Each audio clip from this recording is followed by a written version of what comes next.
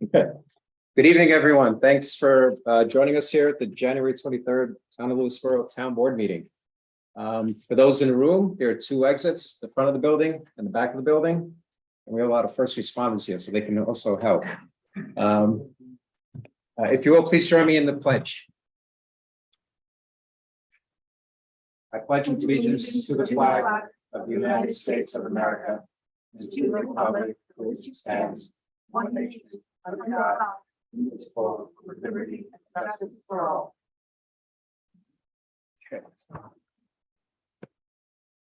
Okay, so we have three public hearings. We'll start with the first one, which is a proposed amendment to Chapter 199, Article 2 exemptions for disabled persons with limited income.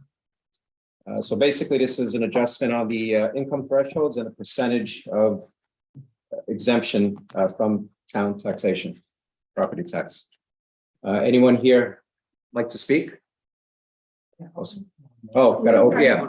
I move that we open discussion on the public hearing of proposed law, local law number 1 of the year 2023 regarding the amendment to Chapter 199, Article 2 of exemption for disabled persons with limited income. Second. Discussion. All in favor? Aye. Okay, anyone here would like to say something? Nope. How about on Zoom? Anybody on Zoom? No.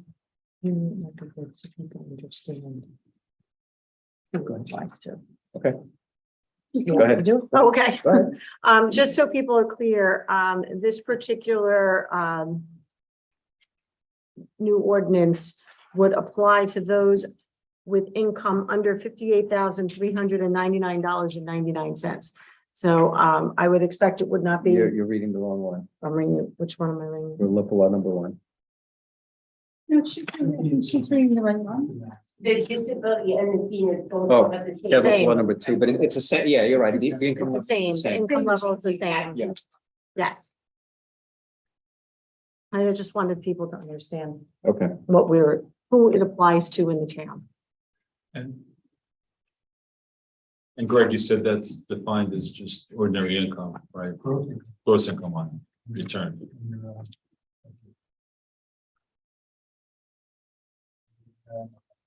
Mhm. Okay, since I think we're a motion to close public comment. Public hearing. Sorry, close the public hearing. Second. Discussion. All in favor? Aye. So now we have to roll call. You want to move to enact that local law number 1? I move that we enact local law number 1 as an amendment to Chapter 199, Article 2, exemption for disabled or for 2023. Let me start over so it's crystal clear. It's local law number 1 for the year 2023. And its amendment to Chapter 199, Article 2, exemption for disabled persons with limited income. Second. Discussion. All in favor? Aye. Aye. Do you need to roll call? No, the local law. Okay. Okay, next we have public hearing number 2. Proposed amendment to Chapter 199, adding Article 6 regarding senior citizen tax exemption. Motion to open the public hearing on proposed local law number 2 of 2023. Second? Discussion. All in favor? Aye. Anyone here would like to say something or speak to this public hearing? For the senior For the seniors. citizens. Explain. Yeah, so basically, this is also same income limits. The maximum is $50,399 with a sliding scale on the percentage of tax exemption for senior citizens, 65 years of age or over. Craig, I see it's 65. That's not going to adjust based upon full retirement age for think for myself, like it's 67. Right, this is as defined in RPTL.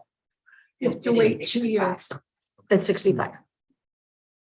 And you didn't have actually a senior exemption in your code. This is actually Article 6 is being added. And incorporating the thresholds that the state set forth in 459C. That's why it's a little different, but same effect.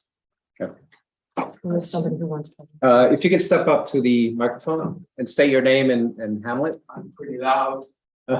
This is for the people online. On Zoom, yeah. Oh, thank you. Sorry. Yeah, Andrew Pinney. Not sure if I live in Golden's Bridge or anyway, I live near Lake Katana, Golden's Bridge. Just a clarification, that annual income is the individual annual income or household annual income? It's That's- provide both house. So it's gross household income. Thank you.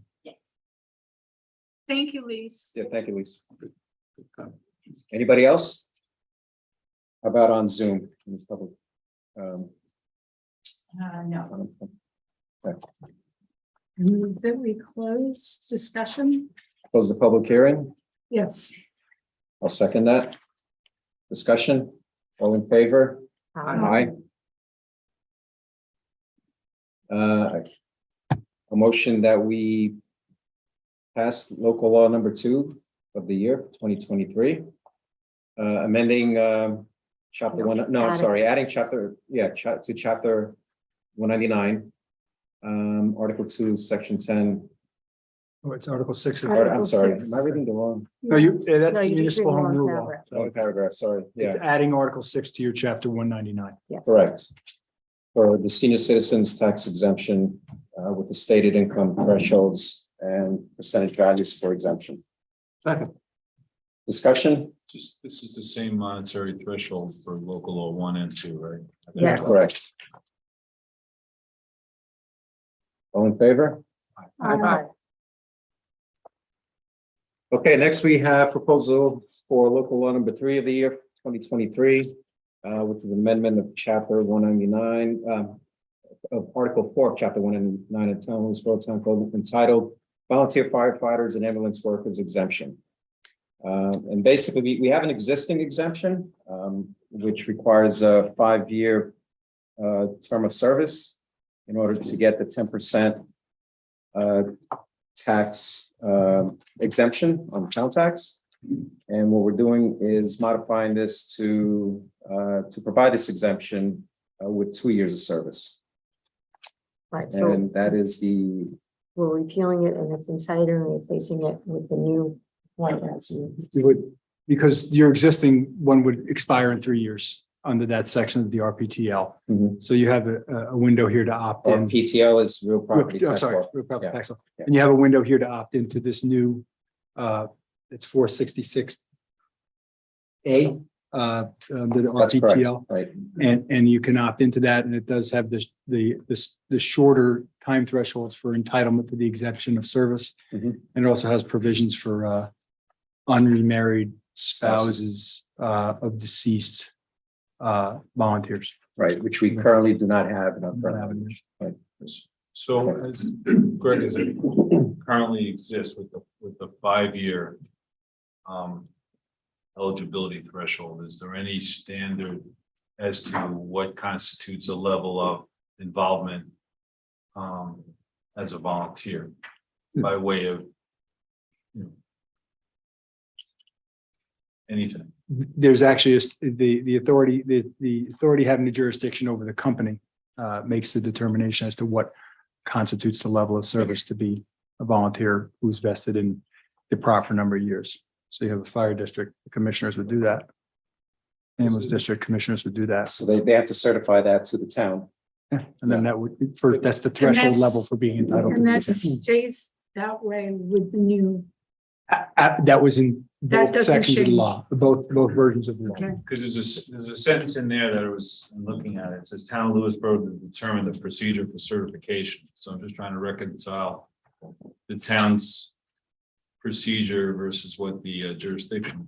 They'd be certified by the governing district, and they put it in an application for the exemption as an entitled individual. So So it's a little bit of a misnomer then, the town's not determining the procedure? Well, the town is determining, but based on the certification provided by the agency. That's how I The understand it. fire. And there's the fire actually district A determines- physical application that has to be done once the certification is issued. If the volunteer wants to avail themselves of the exemption. The certification is one component Yes. of the procedure. So once they have the certification, then they come to the town and the town goes through the procedure that the town goes through in order to give that exemption. So the certification is just one part. Okay, so when it comes to qualifications, we're deferring to the fire department Yes. for their determining what's eligibility, right? I guess. Correct. Okay. Have we moved to open? No. Yeah. Move to open the public comment. A second. Public Discussion, hearing, I'm sorry. Yeah. discussion, all in favor? Aye. Any comments from the public? Here?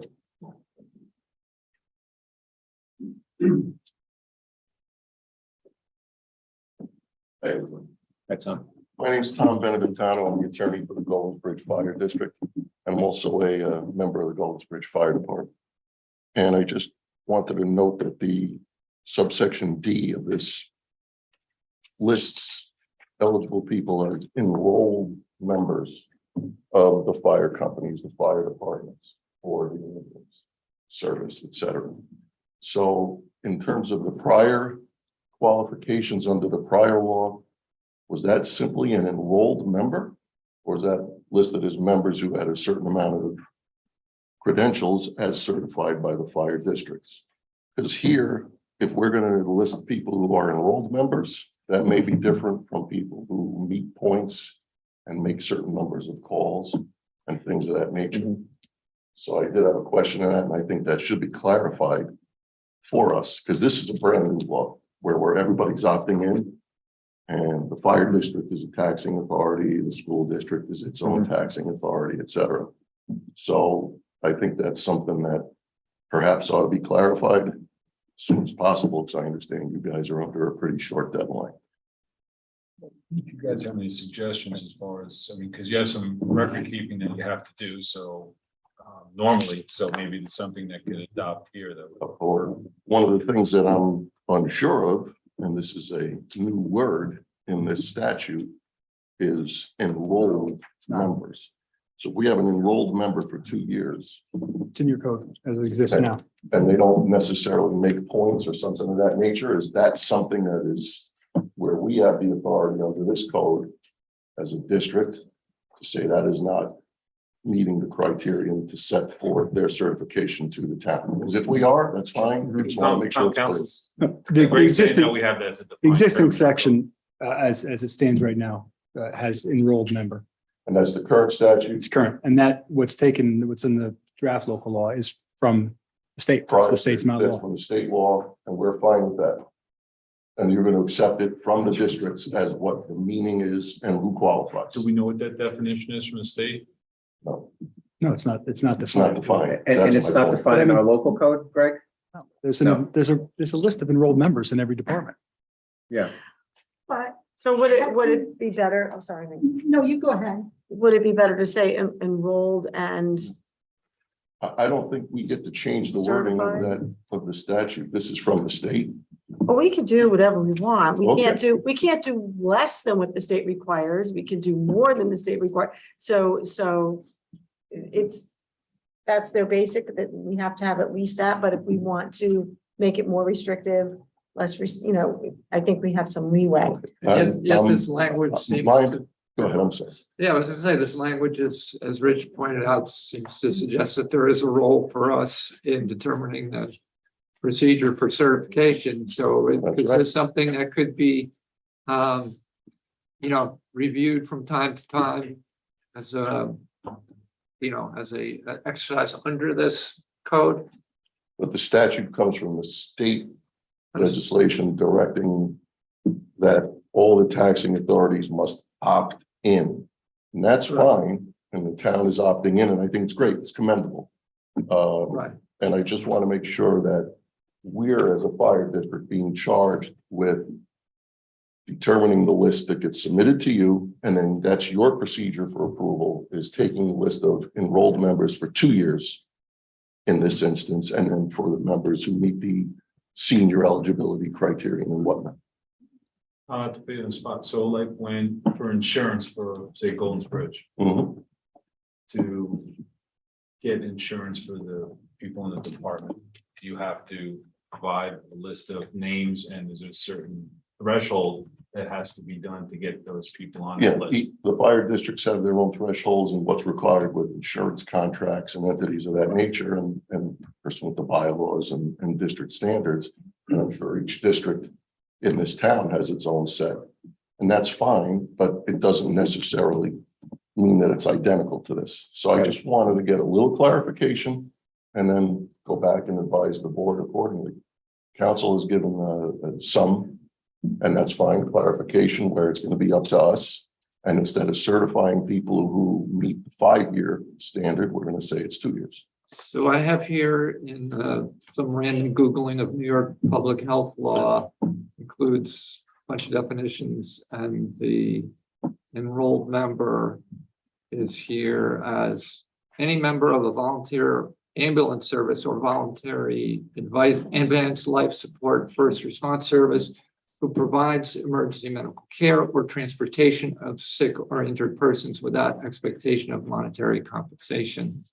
First, this seems to be focused on the Public health. Yeah. ambulance corps, but- So my question, let me just ask a quick question, just to clarify. So enrolled member, so there could be an enrolled member who's not active. Right, they're not active. So is that So, person yeah. now providing. going to be meeting this eligibility standard for this town? Because Right. we're going to tell you if that's what you want, is people who make a certain number of points Right. and things of that nature, we'll be glad to give that to you. But we just need to Right. work together with you guys. And I was hoping that we could have done this all in one public hearing with the multiple taxing authorities, but I understand you guys are under the gun to get this passed by May or 60 days before May, if I'm not mistaken. There's In plenty order of for it to time. go I think into we effect. have time. There's plenty of time. Would you be more comfortable with language that we could look into, like enrolled and member in good standing with that? Or qualified, qualifier. enrolled and qualifying member, Active. Those would be the correct words. You have to renotice. active. Yeah, Right. So Yeah, I I'm mean- not, I would think that other districts and other departments have the same kind of thoughts, and I'd be happy to discuss it further with your Yeah. council, but I don't think it's something we just come up with on the spot right Right, now. right, This is something, Just conceptually speaking for myself only, I'm fine with the intent of the law and giving financial benefit to people, first responders who serve our community. That's that period, full stop. I just want to make sure that people that are doing that are active. are active, Correct. and in other words, it's the people who are giving so much, those are the people who should be rewarded for that commitment to the town. Some people for decades and decades, who put their life on the line for our community. And have, so just we should have a certain minimum threshold everybody's aware of, which demonstrates that. And also recognize that there are people who have served in the past and can't go out in the field, but are doing important work, contributing to the firehouse or the ambulance corps, that we recognize their work. Yeah, As no, council Mary's pointed out, point, there's- Mary's point is absolutely correct. In other words, this is not limited to just a certain physical threshold. No, If there's- somebody's doing an important role, whether it's administrative or whatever it might be for the overall running of the department. Each that's- department, that's each department, each ambulance corps will have their own standards for who meets the standards for being an active enrolled member, and that's fine. And then we can work with that. But it's just, if you say every enrolled member, well, Yeah. everybody in town would just sign up, hey, I'm enrolled. I'm not gonna do anything, but I'm enrolled. We'll get them enrolled and then get You them know, active. yeah, let's get them active is the Yeah. point, but I'll be happy to work with you guys further on it. Okay. Well, thanks for bringing that up, Tom. That's It very needs to be important. Yeah. user friendly. It needs to Yeah. be user friendly. Is there someone else? Yeah, I think one of our Speak? commissioners is. Rob Malil, 11 Nash Road. I'm actually one of the fire district commissioners. I just wanted to echo with Tom. I am concerned about the 2-year thing of having an influx of membership that don't actually respond or give any help to the department. So I would definitely like to see that defined in the code, so that, because currently the way we operate now, we have a low SAPA retirement system that the membership is getting. And it's based off of a 5-year commitment to the department that you get entered into the system. It's kind of like, now we're dropping it down to 2. I'd like to see consistency with a lot of things. I mean, if the state wants to drop it to 2, I'm fine.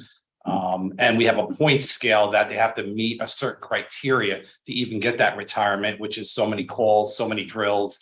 It's broken into different areas that you have to show up to. Right. So that's how we qualify our guys to get the retirement or just making their points for the year. It's not just showing up to calls. Mhm. It's a variety of stuff that they have to meet. So I'd like your input also as far as the year, because I think from least we have a window. It could be anywhere between Currently, 2 and 5 years that we can enact it for. Sure. If you guys give us feedback, we say, listen, we think that the Yeah, no, Tom, sweet that's spot would be X number of years. That's something that we take into consideration as If, well. if 2 is not enough, you should let us know. So we want to work with you and respect the work that you're doing. And at the same time, we also know that people have to have skin in the game. Yeah, well, for exactly. this. So. Yep. we look Yeah, I don't know what the forward other districts other districts that are here and how they operate. I know some of them have Yeah. retirement systems, some don't. I can't speak on their behalf. Right. I'd be curious of what they had and trying to see what each district is offering their, Right. their residents or their firemen, firewomen. Yeah, my thinking in lowering it to 2 years is to help with the recruitment, right? Yeah. But to your point, you may have somebody join up 2 years and say, I don't want to do this anymore. Yeah, see, we don't invest them because it costs the district so much money. Yeah. For the That we training. give them that 5 year Yeah. to say, hey, are you committed? And it's hard for us to even drop somebody from the rolls after 5. So if somebody came in at, put their 5 years in and actually did, let's say 8, and then dropped out and came back, we would pull them off the insurance. The insurance would cost us triple because of their age at that point. Right, So right. we kind of try to keep people in line so that they're not falling off because it's costing us so much more money to bring somebody in at an older age Right. at that point. So So we let's- can, anybody else, first of all, anyone else here that want to, Mike? Chief Mike DeVito, the South Salem Fire Department. In South Salem, we send we get a list together of members that are active members or life members that's sent to the town on a yearly basis. To be an active member in South Salem, you have to have a minimum amount of points, which is, as Rob said, drills, calls, work details, uniform functions. To be considered an active member, because there is an expense to the fire district of having a member that's not active. And I think I think the state heard us saying that, 5 years is too long because, you're going to volunteer. Nobody's going to volunteer for the tax break. You're going to volunteer because you want to volunteer. Mhm. But really 5 years, it's kind of like people like, what am I going to get? For it's going to take me 5 years to get the tax break, so it's kind of not really a recruitment tool. It's kind of like a nice bonus, but the 2 years definitely. To like Mary's point, do you guys have, in South Salem have, as far as point system for people who are not going out and call, say, are performing an administrative function or something like that in-house? So most of our members that are not life members are active members responding on calls, where life members after 20 years, which is in the current town code, the current town law and the proposed town law, would more fill that administrative role. Most of the people that are not 20-year members are active, going on calls, going to drills, trainings, work details, and uniform functions. So the lifetime members will pivot to more of an administrative role. Yeah, as they gain more experience. gain more experience. There you go. That's trying to look for the right word. Thank you. as someone who's gaining experience in life, So, So if we add a phrase similar to member in good standing or active, or, you know, we want a word that or a phrase that works for the departments that Yeah. we know what it means, you guys know what it means. And so that would be my suggestion, just to come up with a phrase that we can add to that paragraph, just to clarify, to make it easier for the chiefs and the commissioners to properly certify. do we have time to table this? Have a discussion and then We come do. back in 2 That's the weeks plan. to vote on it? I'll close the public hearing. Okay, You're going to make a substantive change. Right. One way or the other, even if it comes into defining what enrolled member is or active member. Then you just renotice it. And Yes. obviously, to the extent that all the departments could have, uniforms, everybody on the same page as far as definitions, makes it easier across the board for everybody. well, So South Salem and Vista and Golden Bridge. Get together. anybody else want to say something? Adam? Adam Oaks from Vista, New York, and also a fire commissioner, also sit with the State Association of Fire Districts and the County Fire District and the County Chief and State Chief. The original law was intended to mainly to hold retention and to keep it broad, so each department and EMS agency can have the flexibility to determine what active is. Every department, for us, even in this county, has different standards, but they all meet a certain standard. So the intent of the law back, the original law, which I sat on the legislative conference, was to let each department and agency develop their own active status and then submit that to the taxing authority to say, these are our active members. And usually what other departments have done, some out of Long Island and so forth that I'm aware of in Western New York and Erie County, is they submit a list to their tax assessor's office saying, here, every year, here are our active members. They've met the, back then, the 5-year threshold. These are the people. And it's renewed every year. So people drop in or gain and so forth. So, I mean, that's why the law is so broadly worded, is to allow every department to make those criteria. Their own criteria, right. Yeah. Because everyone has different criteria and different, I mean, the department here in Westchester County has different goals and objectives than, say, somebody up in Essex County, New York. So that's why they keep it that way. You think that the departments are similar enough in town that they could have, similar standards and wording for things? I would say within the whole county, most of the volunteer departments are pretty much on the same page. Okay. And I think it's the phrase, I think like, he's saying active status, active member. Each department may have different criteria that qualify their members as active. So and still allows them the flexibility to be different, but still fits into what we're trying to do. So it gives them the flexibility and the discretion, and it still fits into the law. We just have to pick the appropriate phrase. the right phrase for Vista, Goldie's Bridge and South Salem. And the following. Well, Our and- people. You determine what your statuses are. So I mean, it's already there. That's right, it exists. So what they can do, I mean, like departments I know in Long Island, out in Western New York, is they submit that active list to the taxing authority to let them know these are the ones that are eligible to for that Right. benefit. Active Question members, for council. that's the correct phrase, active status or active members, that's the correct For phrase. the authority having jurisdiction. Okay, But do we need to reference each of those definitions in the local law?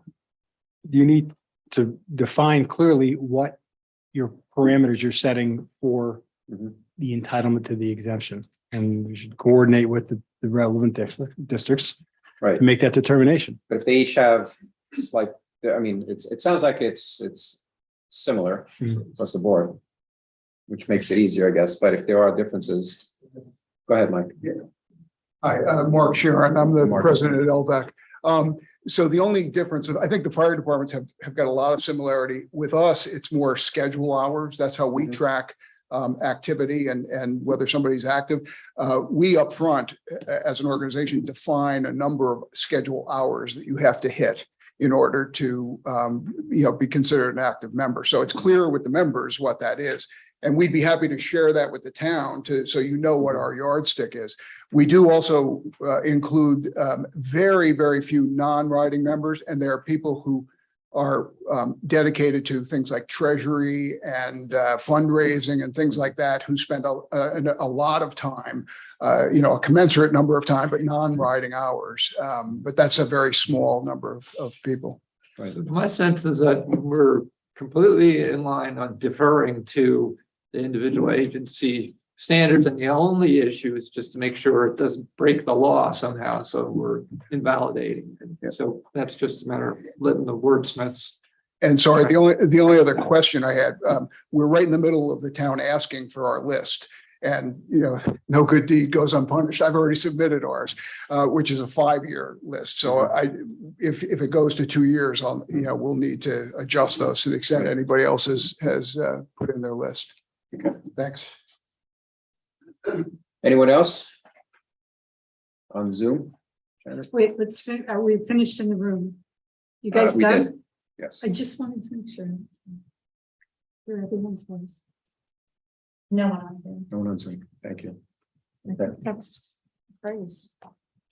So we're gonna keep the. I public I hearing. move that we close the public comment or public Hearing. hearing At the bottom. on local law number 3 of the year 2023 regarding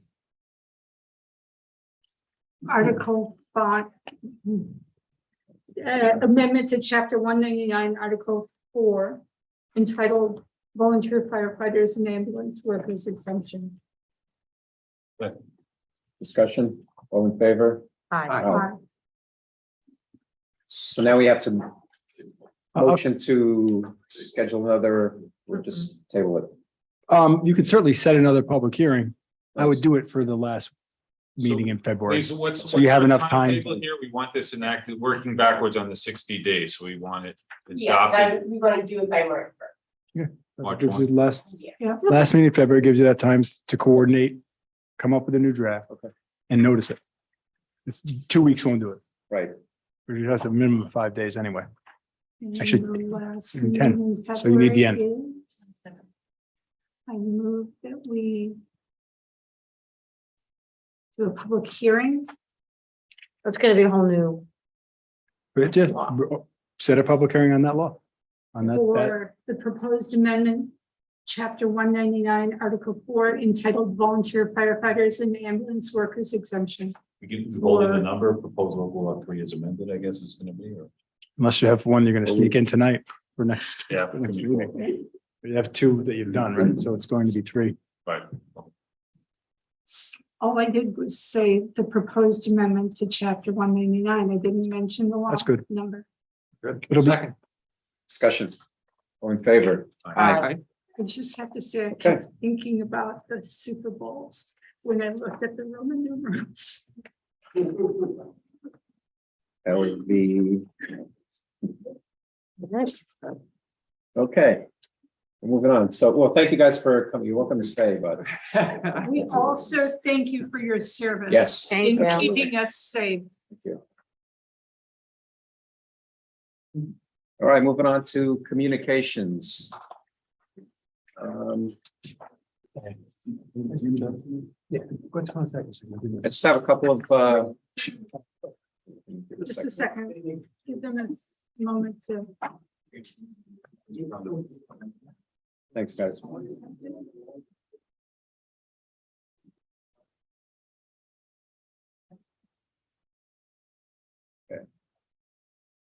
Okay.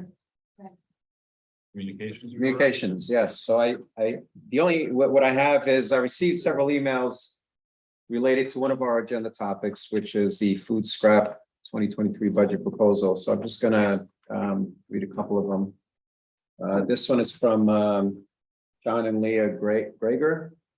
I'm writing this email in support of the food scrap recycling program. Every week I make a trip to dump my food scraps behind the townhouse. It's super easy and convenient to combine with a trip to the library or post office. Each week I dump about 3 pounds there. This program is critical for me because as a resident of Lake Kitchewan area, I do not have enough land to have my own compost. And if it were not for this program, all my waste would end up in the trash. I do hope the program continues and is extended into Vista and Golden's Bridge areas. I'm sure residents there would value it as well. Next one is from Michael Valensky from South Salem. Please continue and expand Lewisboro's food scrap collection program. Thank you. And I'll pick one more. So this is from Robin and Beth Arita. We hope you are well. We understand that on Monday, January 23rd, the town board will be deciding whether to keep the composting food scrap recycling program in Lewisboro. We fully support the continuation of this program. We use the drop-off site at least once a week, and as a result, we have significantly reduced the amount of garbage going into landfills from our household. That's what I have for communications. Just could you let everybody the hours that that's open for people? It's 24/7. And it's right here behind the townhouse. Okay, moving on, consent agenda. Motion to approve the consent agenda. Second. Discussion. All in favor? Aye. Okay, so let's move on to I'm gonna just flip things around. I'm gonna go with Parks and Rec first, if you don't mind, Chris. Just okay. We'll do Nicole. This is the presentation, and I have that diagram, which I'll put up on the screen here. And I will actually share on Zoom. So you get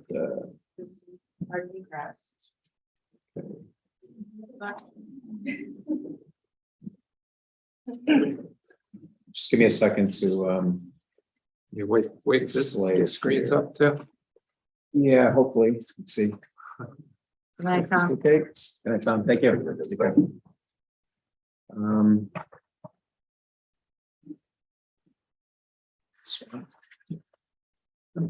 It's Personal.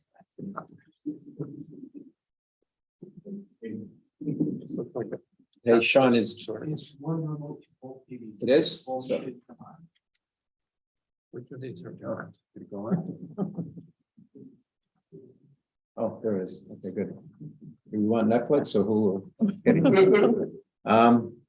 So Not a Lego. It's just give me the remote. Those are the first three colors that came up, so it's just easier that way. let me share here.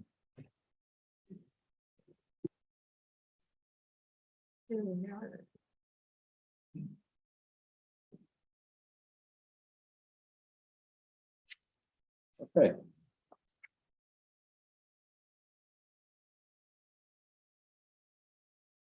Okay, Okay, you're on. okay. So Nicole, introduce yourself. Nicole Caviola, Lewisboro Parks and Recreation, presenting pickleball courts at Lewisboro Town Park tennis courts. So we received 2 quotes from Sport Tech, one to reconstruct the current asphalt to asphalt or to reconstruct to a post-tension concrete surface, which is the same surface that we have on our basketball courts. And the quote is based on maximizing that space, the entire 4 tennis courts to make 16 pickleball courts. 16 pickleball courts are a lot of courts. So this is, the quote is based on creating 16. We can downsize. So that's why I created this diagram for all to see that we have 4 tennis courts, which are in the green, and you can fit 4 pickleball courts on each tennis court. So 2 on each side. And now this is basically in our hands on how we want to construct this. Do we want to utilize the entire space? Do we want to downsize to half the space? Do we want to surface the entire area, but only create 8 pickleball courts and keep the other half surfaced with the asphalt or the post-tension concrete? So That's a uniform thing. So a pickleball court is 25% of the size of a tennis court, correct. So looking at my diagram, the left side is where our entrance is to our gate. So ideally, based on the company, they said that you would want to have your courts all facing one direction. So say we, turned this and we're looking at placing courts only on the right side. So along that whole bottom side, they're all parallel to each other, so everybody's playing in the same direction. If that is not the case that we wanted to go, then you're looking at having a square. So where that vertical thicker black line is down the center and having just 2 courts that have your 8 pickleball courts in a square. Which would then need to be divided by a fence. So that would be probably between 4 and 6 feet tall. The black line. would The be- black line Yeah. across horizontal to divide those courts. Right. So these are all, there's ways to cut down on this quote. Yes, it's, the price tag is astronomical, but there is work that we can do in-house. Creating that path from the driveway going up to above the baseball courts. We're looking to have something come across so that users, but also the company, while doing the construction, has a direct entrance to the gate to bring their equipment in and do this work. But then downsizing that so that we don't need a pathway that is as wide as these vehicles that are coming in to pour the concrete or the asphalt, but to make it a walkway for those that would park above the baseball courts. I have some questions. Yes.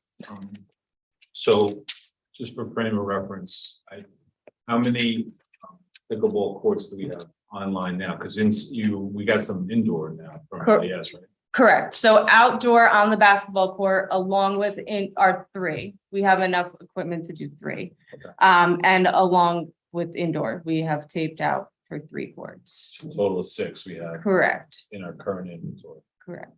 Okay, so, so the proposals that have been forwarded, the 525 versus the 460, the prime difference is just the material.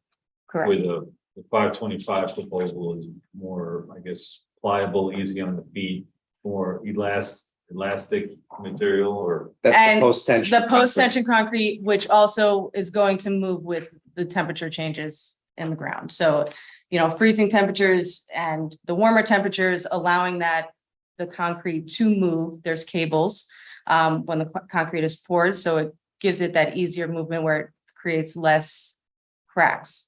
If you go up to those tennis courts now to see the asphalt, you've got cracks going lengthwise, you've got them going opposite directions.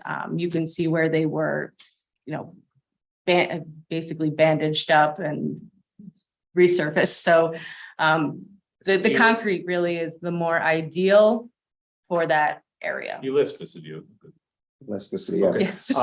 So what concerns me is that the 4 courts we have up there deteriorated. And I don't know if we ever got historically a good answer as to what that was attributable to. Namely, do we have a poor, and I know something I think Tony was mentioning about college sessions, there's some work there, took a look there to see if our foundation is as it should be to support any kind of courts as it currently exists, or we need to do some kind of foundational work. And that, so we have the historical problem up there to know exactly the extent of it and how we're going to fix it permanently. And I'm particularly concerned about that because the 2 proposals that have been forwarded have a 1-year warranty for their work. So after 12 months, if we have a horrific, weather and temperature changes, and all of a sudden in year 2, we have a big problem. Right. Potentially. If we Correct. haven't addressed what the issue is now before we go forward on this. That's bookmark that. And then the second thing, I want to know your thoughts, yourself as well as Parks and Rec, and Mary can educate, me as well, from a priority standpoint. And we're talking about adding something to our portfolio, which is great. But again, we have pressing concerns, which we've talked about, et cetera, as far as at the pool, for example, we have the bathrooms and we have pump houses, which are potentially, we can get some help with a grant that Tony was talking about. So I want to know, like, priority wise here, where things stack up as far as how you see it and how Parks and Rec sees it, just from a planning standpoint, and where we go from here. I definitely see the pool bathhouse as a number 1 priority. And pickleball shares their courts with basketball and day camp and our indoor facilities. So there's priority there too, to, give them their space. This is a growing sport. And obviously we've seen those tennis courts sitting for years now and not being utilized. So it's a great space to turn into a priority just for pickleball. It's really my vision for that. Going back to the situation of those courts and, drainage, because obviously that was the major issue. When I brought Sport Tech out there, they did say that it seemed that the right side of the courts that go up against the hill do seem to pitch down a little bit.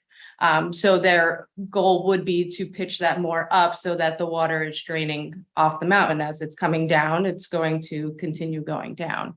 Obviously, we don't want it pitched back towards the mountain. We're going to have the puddling. So we don't have any existing drainage in the hill to like funnel the water off on the sides of the court? That I'm not sure. I don't think Yeah, whatever so. was put in when it was originally built, so. Right. Yeah. I don't know how and what condition that really is in.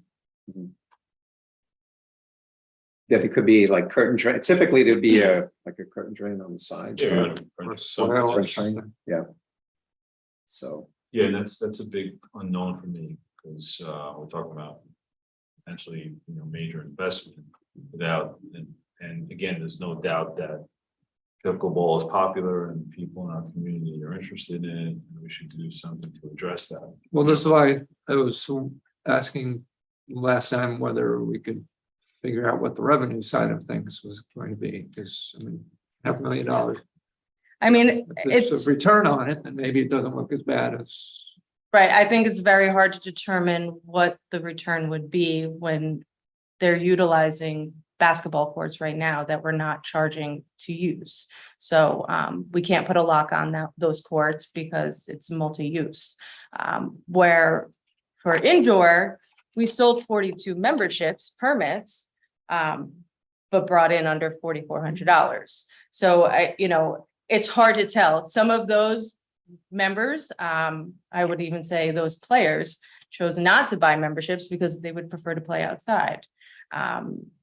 And they are out there when it's warm enough to play. So, it's hard to really determine the Sure, offset there. but I mean, you just get a number for the indoor. So, Correct. we can do sort of order of magnitudes, maybe if you had 100 people sign up or something, and then what would the rates be? You're bringing in $10,000 a year, and then if that was based on the whole $500,000, then in theory, that's 50 years to pay it off, but maybe that's not good math. I don't know. Just, I'm talking about plus or minus 30% or, and versus also potentially, we can look at it cash flow wise versus the financing. If there's a 10-year, Possibly 30 having a years. tournament too. How do you even regulate people coming and going there? So that's also, That's what an else we issue. started discussing today was how, we have locks, we've had combinations at the tennis courts and platform. I believe there's a lot of people out there playing, but we've only sold 10 memberships. So it's very hard to regulate. I mean, I even threw out the idea of one of those turnstile, like at an amusement park, you can only go in and, it only admits one. So once you swipe your permit to get in, it allows one person to walk through. But how are we going to do that on the exit? So there's just so many ideas that we have to really explore. We could look at it as a revenue maker, but I think it's a little difficult in reality to make that work unless you're gonna pay somebody to sit up there and watch, because if you get combination, people give those out. I've seen these issues come up with dog parks and dog parks that are specific to like a resident community, and people just go in when nobody's there. And so you can't really expect people to pay for something that they know that they can go and do for free. they're gonna be like, oh, I can just go at, 8 o'clock on, Thursday afternoon or Thursday evening and nobody will be there. So, that's difficult. And can I ask, wasn't there some talk that someone had donated a pickleball court or something? There was, There's a private donation, yes. there's a. $50,000. There's a monetary- contribution. Yes. Okay. There was an attempt to try and get a company to donate The- a court, but that didn't work out. The sport court, correct. But someone has donated 50,000 towards the building of pickleball courts. Got it. So the access thing for this or for the tennis is still out there as an issue. We really ought to put some focus on that if we're gonna sort of understand the impact of Right. these things.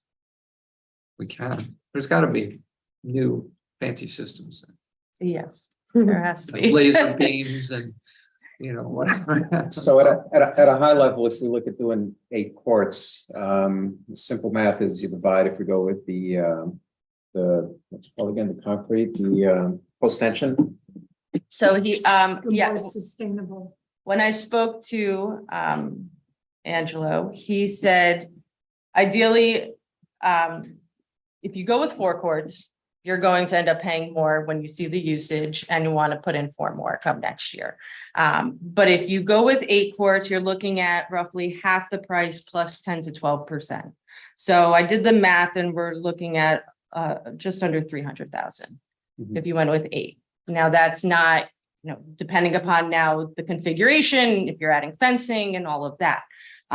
Does that include post tension concrete? on That the is entire- post tension concrete. That is not, Just for the 8? that is just for the 8. Okay, If you did post tension concrete for the entire surface area, you save about $15,000 per tennis court. Mhm. If you did not line those for pickleball. So if we lined 2 courts, the other 2, we would be saving $30,000. So the other 2 we would keep as tennis courts?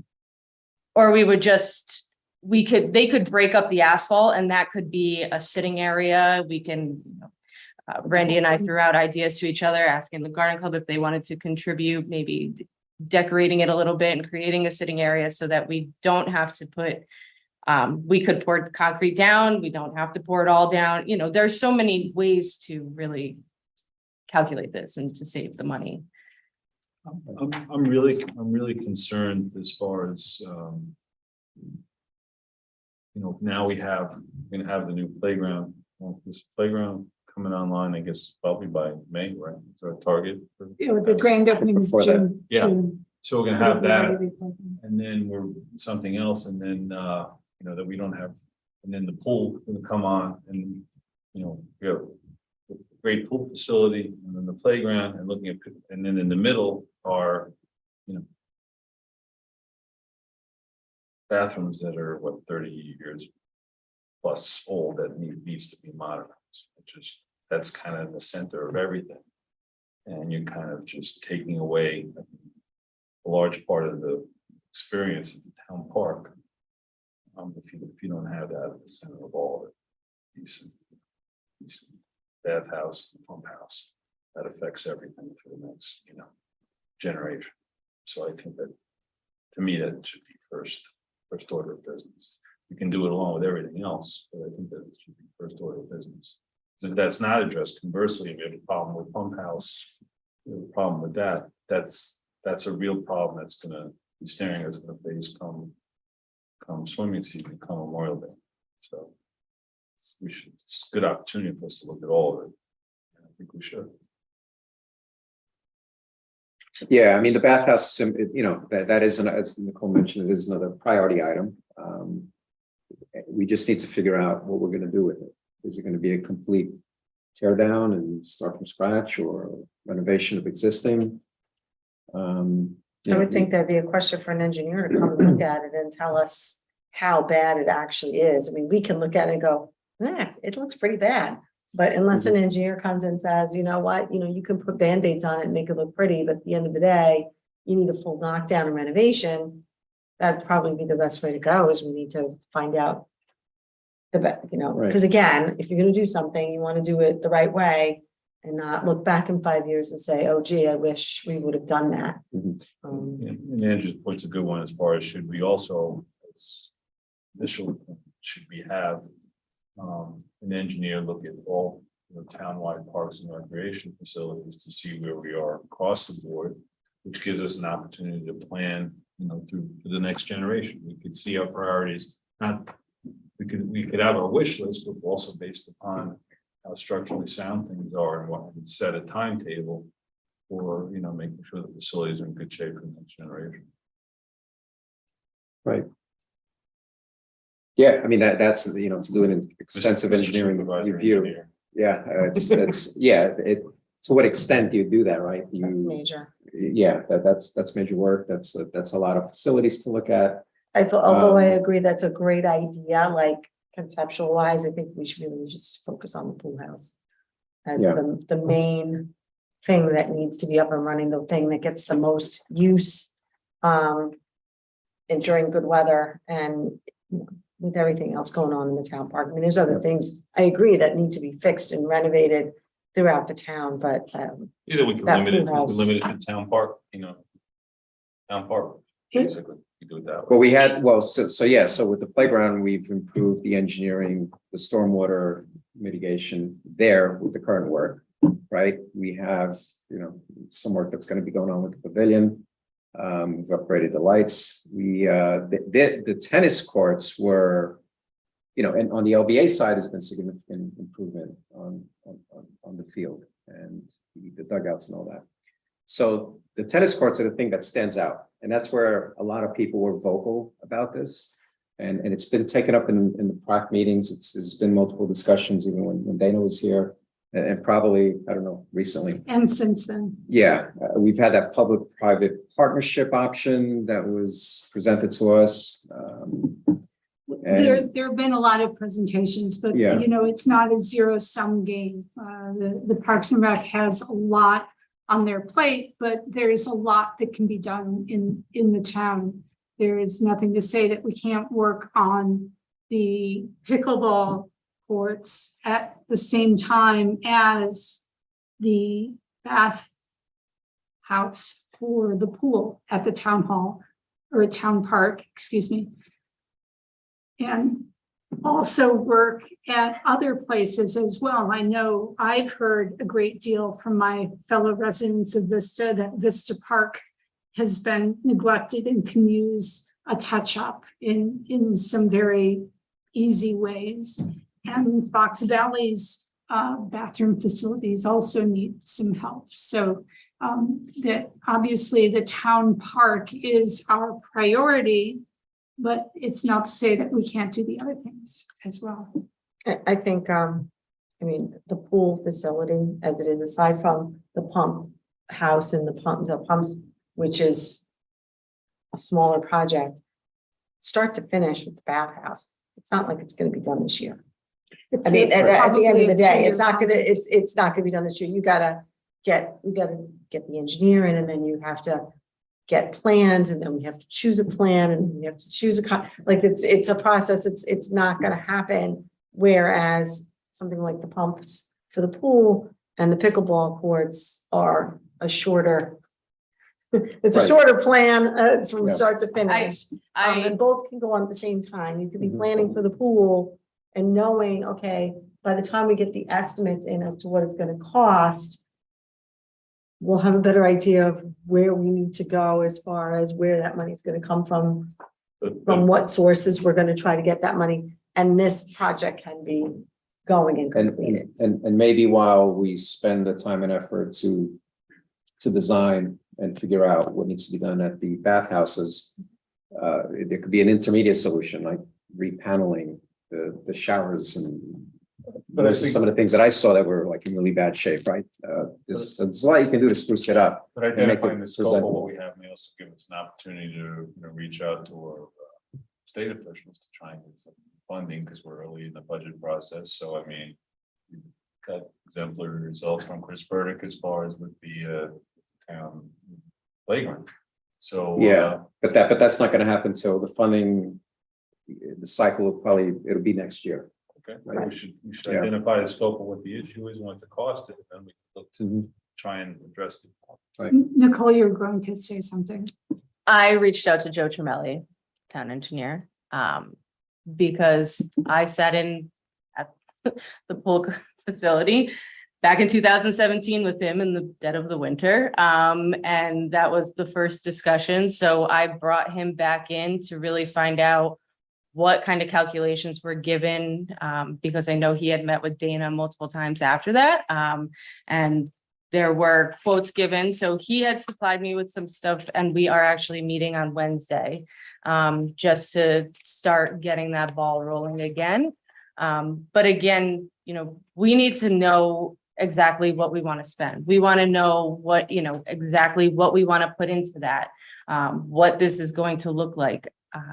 We want to bring in an architect, a friend of an that is an architect, but we can't bring that person in and just say, draw us something. We don't have that budget yet. So we have to really narrow all this down, and then we can start.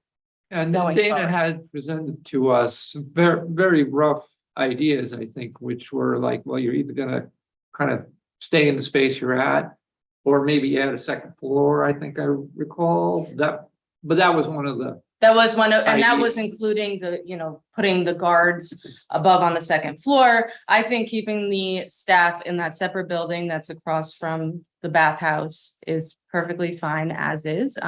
They did want some upgrades to that building, but let's just focus on the Great, problem and that rather than simplifies things adding more things. tremendously, Correct. I think, then it's a kind of gut rehab or something. Correct. It's, yeah, okay, that's totally doable, yeah.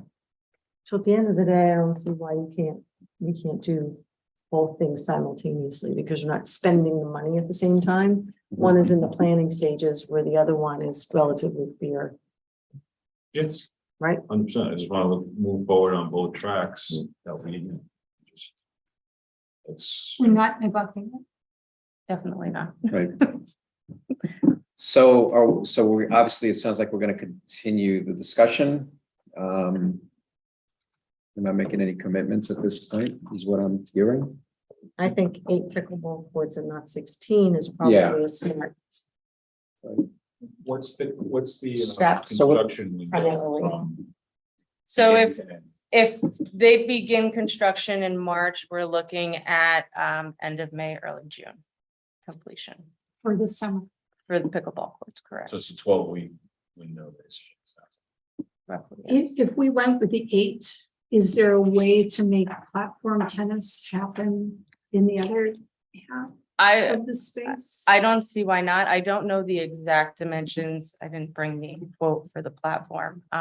But again, that would be based on how we configure the pickleball court. And with platform tennis, I think I saw the recommendation was to build them by the parking lot near where the electricity comes into the park. Correct. So we Need have, lights at night. we have one outlet up on that shed at the top of the tennis courts. So there is electricity there, but I don't know, that shed is in It may not horrible be enough. for condition. those. Right, Yeah. and that shed needs to go. Yeah. That's something that we'd have to look at. Correct. I mean, the power lines do run right through there, and it could probably feed from the bottom, where the level parking lot is, but I don't know exactly how. Whereas I know out near the parking lot in between Route 35 on the basketball shed side, there is electricity right there. Right. One of the main reasons, before the pickleball age, that facility was sort of abandoned, besides, I mean, it started to degrade, but I had always heard in those discussions that, well, we have the other facility, so people generally, go there rather than this facility, and we just couldn't justify like making the investment to bring it up to speed and go online. I heard that it was after the high school opened up their tennis courts. That's when ours stopped being used. Yeah, that generally everybody drifted over there. It's a better facility, I guess, maybe as part of what drove it. So I don't know if they build it and they will come, will kick in, but that was the way it was I discussed think that's a before. different story. Based upon the amount we're talking, Can do we have to borrow go, do we have to go through our fee proposal with this, right? Yes, now, in the case of, Chris, You are pleased. For the business. All the projects. right,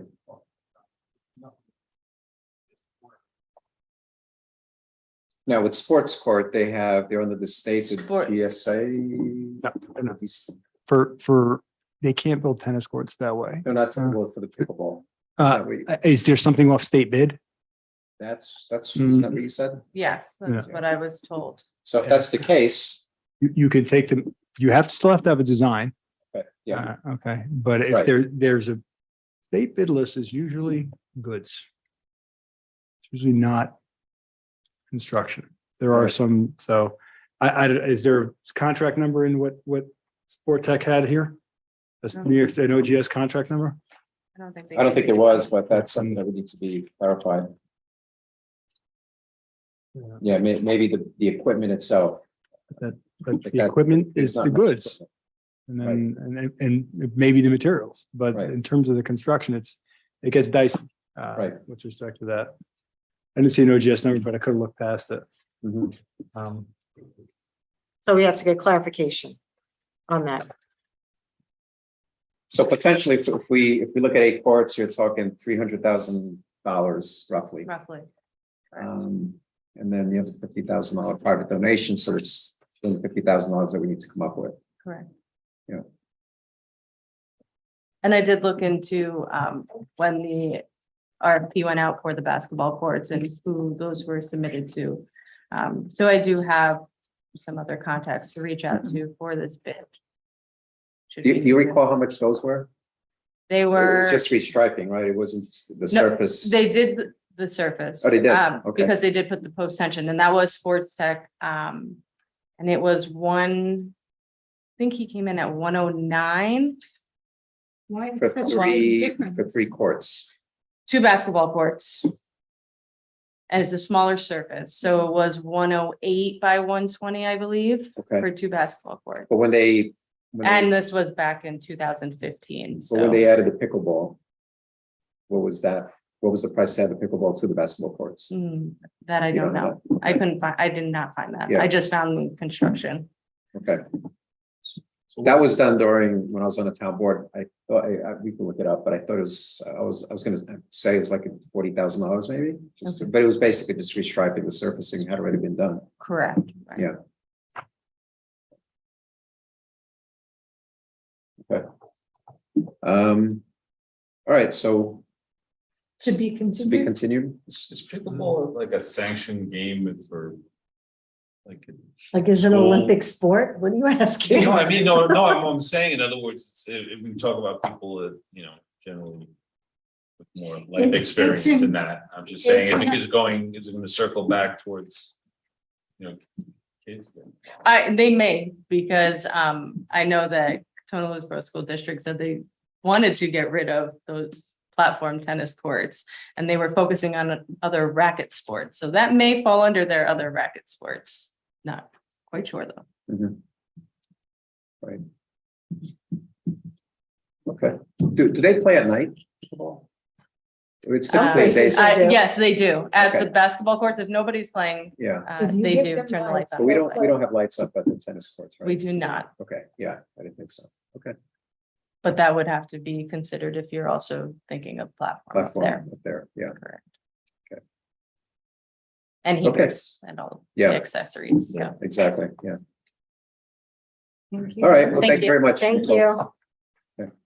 Okay, next on the agenda, we have Chris Carcaro from the Sustainability Committee presenting his food scrap 2023 budget proposal.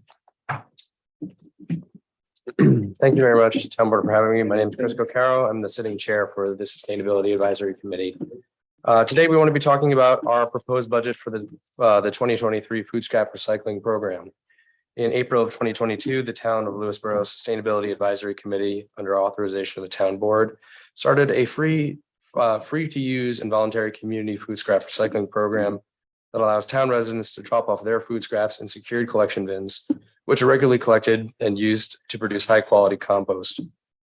Food scraps are currently one of the largest proportions of household trash that are sent to landfills and incinerators. However, these are resources that can be turned into a useful compost. In a landfill, these food scraps break down and create methane, a potent greenhouse gas that traps heat and contributes to global warming. In 2022, we had several successes in the program, including over 25,000 pounds of food scraps that were collected in only 9 months and recycled rather than incinerated or landfilled. The program is free to use by any town resident. It's a voluntary opportunity for residents to recycle their food scraps 24 hours a day, 7 days a week. I myself actually dropped off my food scraps before coming in today, and actually I was blocking the access for another person who also dropped off their food scraps. So whoever that was, thank you very much for participating. Our 23 proposal includes an expansion of the program based on community feedback requesting additional drop-off locations. Our current drop-off location is just behind the town building right here.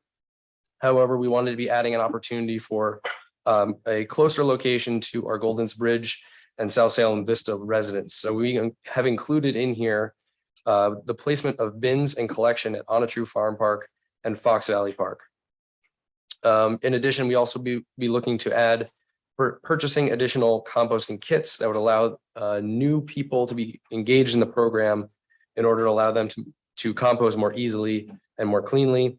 And then finally, as a added value, we would like to include in our budget a compost give back, where the hauler that is removing the food scraps, once that is turned into a compost, would bring back up to 15 yards of compost to be either given away to town residents or sold at a reasonable rate.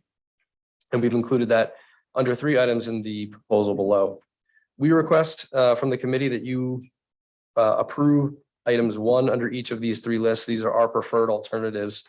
However, you have the option to either accept or reject either item 1, item 2, or both at your leisure. If you have any other questions, I will happily answer any of them. I do have some other information regarding additional feedback and support from members from social media as communication that was written in by Tony beforehand, but we have seen a lot of other support on social media platforms such as Nextdoor or Facebook based on our discussions of this and the proposal on it. Thank you, Chris. I saw the next door. Wonderful. And there's quite a lot of comments there. So what in favor? What's our current town expenditure on the program? It's about $4,000 on the using the current hauler. That's item 2 on the drop off. And if I may jump in under the drop off location, one of the key things is the current contract with the existing hauler expired at the end of 2022. So right now, as food scraps are coming in, there is not actually a current contract to remove those food scraps that are sitting there that I just deposited. So if we can, expanding the program would include the hauling at that location, and the other 2 that we just mentioned, or renewing the contract through 2023 to continue collection of food scraps just there. But they are continuing to pick up. That's for, you mentioned that they had in early January. that. I don't know how long that is on it. I want you guys to be aware of that, that we do need to tighten that up. Yeah. Expanding the program to Onatru and Fox Valley, completely ignorant about, is it a draw towards any kind of animals or anything if they're in the park, or is that creating kind of issue? The bins that are there right now have a lock where you can easily open. Even someone like myself can push down and turn the lock, open it up, put in my composting, and put the lock down or put the lid down and turn the lock back. Yeah, And they so auto lock it's- actually. It's a spring loaded lock. So as soon Oh, as I you didn't close know it, it it should close automatically on that, because otherwise if someone just forgets to lock it, an animal could potentially open them up. The lids are also weighted, so that something like a raccoon or something like that shouldn't be able to lift them. Bears are a slightly different option. However, I will note on there, and one of the things that is in the supporting documentation is that we did not have any animal nuisance issues reported in 2022. So through regular pickup and collection of it, that helps to minimize how long the food is there, the stench or the odor that comes off of that. And by quickly and promptly removing it through the hauler, we avoided any animal issues here at this location. I would need to be regular at places like Onatru and Fox Valley because, speaking from experience, wildlife comes through there on a regular basis. And I know the bears have been seen Yep. on Elmwood and Lockwood as well, so. These programs are running in a lot of our rural Yeah. neighbor towns as well, who have as many animals as we Yeah, do, you yeah. know, so far, you know. I've heard Yeah, any knock on- reports knock like on. that, yeah. I suppose if a bear really decided it was gonna go at this thing, you know, I'm not sure what would stop it, but. Keeping in So mind that far. the bears could be going after your own garbage at the curbside That's right. Yeah. just as That's- well. You know, yeah. if you've ever Good vacationed in the Poconos, all of the, you know, they tell you don't put your garbage out until that day on it, and they have Yeah, everything in yeah. boxes that are locked. So what we're trying to do is also then actually take the odors from municipal garbage and taking that away, so we don't have that risk in people's communities, at people's homes. It's at a more centralized location that we are servicing regularly to remove them from our community. So, the 9610 amount essentially allows us to triple the footprint in what we have in town, and includes the additional costs with the new hauler and new contract. So yes, included in the 9,600 is not only the additional fee from the hauler to service 3 sites, but also the cost for purchasing the bins and the signage that would be required to bring those sites up and running. So if this was renewed and expanded as requested, when we come to this in 2024, if we were not to expand the program further, that price would actually go down. So you're seeing some one-time expenditures in terms of additional totes, chains to make sure that they aren't dragged away or anything, signage in order to inform the residents, so that those will go in there. So that's why that number is more than double just servicing one location. There actually is some efficiencies by expanding to the additional 2 locations right now. In addition to making it life easier for those of us in Vista. And that's the big driver on is we're trying to get more people to be involved in this. I live in farthest southern South Salem, and to come up here in this way on it needs to be a planned event, like coming to a town board meeting, something obviously very important. That gives me an opportunity to do that. If I could go to Onatree, it would be something that'd be much easier to do. That would help us with, composting more regularly, depositing our food scraps more easily. Would this $9,600 include the repair of the bins that are here already? Because there are a couple that don't have locks anymore. Yes, we have 4 additional, I believe, right now in stock that we could be swapping those out at. If we do want to be looking at additional funding beyond what is requested here, that could be for servicing the bins, or if the town could fix them themselves. We didn't include that in this proposal right now, but it is something that maybe I might come back next month to ask for a small amount to be able to fix and maintain what we have right now. I didn't realize there was someone missing locks. Last I checked, they weren't. So you say we have Report that a to couple maintenance. of the big toters? There are 2. There are, I believe it's 4 spare, but I may need to confirm that, and I can okay. correspond with you guys to Okay. correct it. The 9610, so that would be the year 1 cost.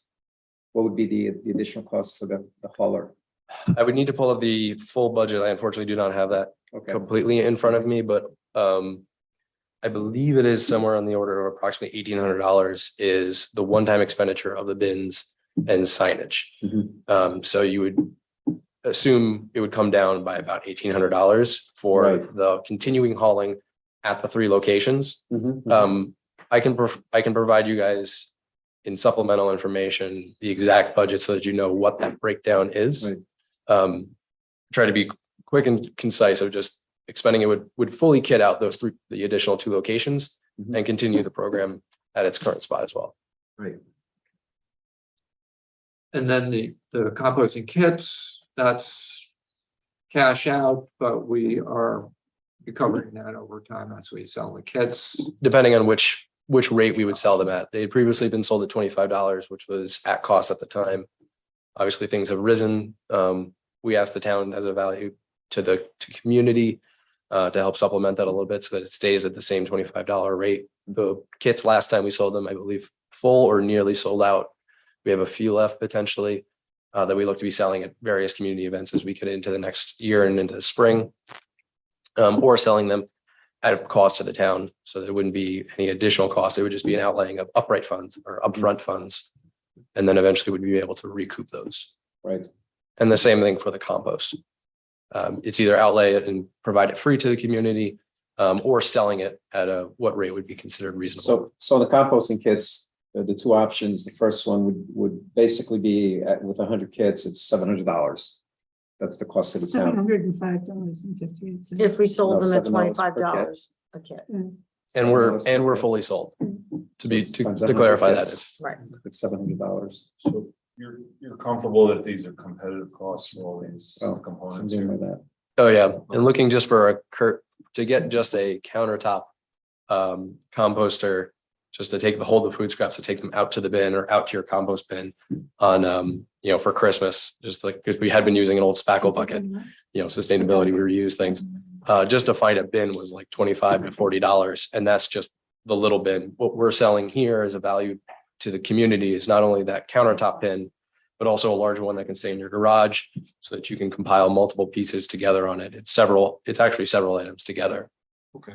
Well, I'm comfortable moving the increase for a total expenditure of 13.5. Sounds like it's a good investment. I have a question to the town attorney. Oh, thank you for the props. Oh, there you go. This is the garage bin. Mhm. And this is the kitchen. It also with the kit, a guide. And some incredible bags, as well as several coupons for your shopping future. And then you would take one of these bags and put them, line the thing with like your kitchen. And put your eggshells, food scraps, They're compostable bags. your compostable bags and dishes.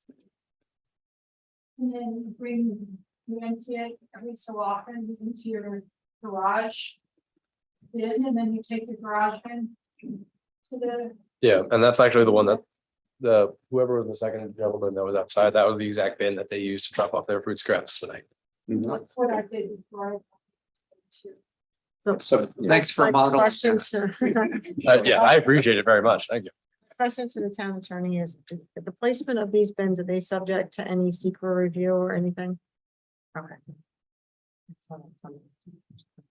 I've even gotten my husband and son involved in this, and they have gotten into the groove of it. So there's a little bit of a learning curve once you are starting, is it compostable or not?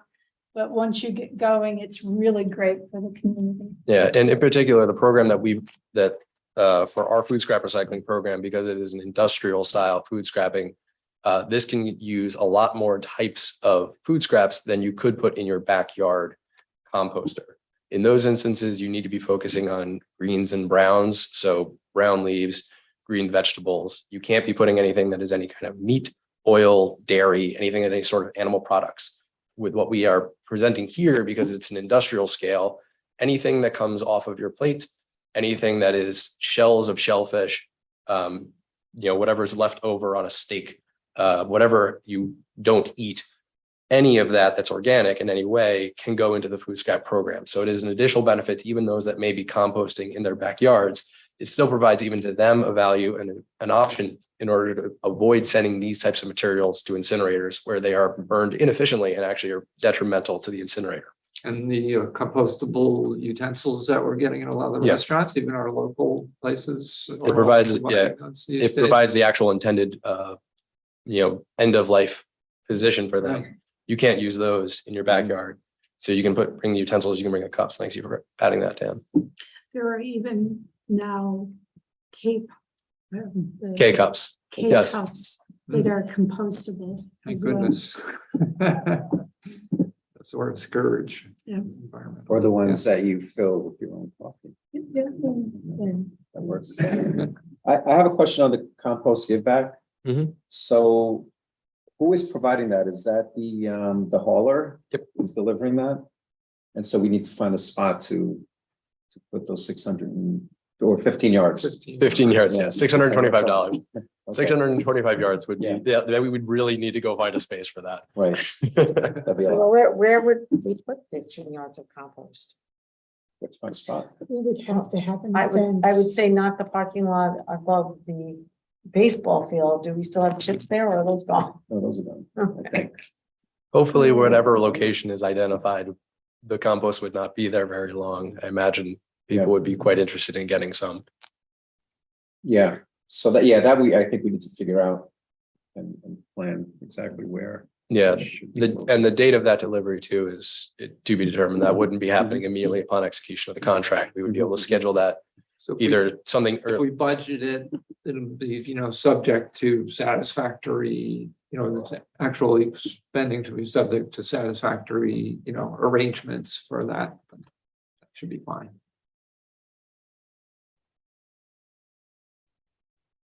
Great. Okay, well, I'm inclined to move forward with the expanded drop-off locations and the composting kits. Option one. Okay, so option one for those For drop off? two items. What about the compost give back? Well, you want to handle them one at a time, because I can't, we're like doubling, almost tripling the cost. And so, First year. yeah, so I have a little bit of an issue with that. I don't know why we need 3 locations. Why don't we expand it to just add one additional location? Add either on a True or Fox Valley, not both. That's my first thought. My second thought is, I like the number under composting kits, the purchase and selling them at $32. Where it doesn't cost us as much, but then spending the money on the compost give back to allow the residents who are participating access to the compost for free. So I'd rather spend $600 some odd dollars there to allow a benefit to our residents to get it for free, whereas we're charging them for the kit upfront and we're saving the money there. You see what I'm saying? So instead of spending it's almost $700 for the composting kits, we're So spending it. option two on the composting kits is what you're. right, and option proposing, one on the option give one on back. the give back. So that our residents are getting something back for they're making the whole effort. They're driving over like you are, they're an added expense from $25 to $32 isn't all that significant if people are really interested, especially if now we're giving them the option of having the free compost as a result. So I think that's like a good give. But I would only propose adding one more location and see how it goes before we commit to a third. And you know me, I'm not a fan of spending money, but yes. Robert Fishman has his hand up. Oh, he's with the sustainability. Yeah, let's let him speak. Yeah. He was actually here earlier. I was thinking. Okay, Robert Hi, Fishman. thank you very much. So yes, I'm with the Sustainability Committee. I live here in South Salem, literally just around the corner from the townhouse. And so while I do compost in my backyard, as Chris was saying, there's certain things that I do bring down to the facility right behind the townhouse, and that's been kept up very well and has been very satisfactory.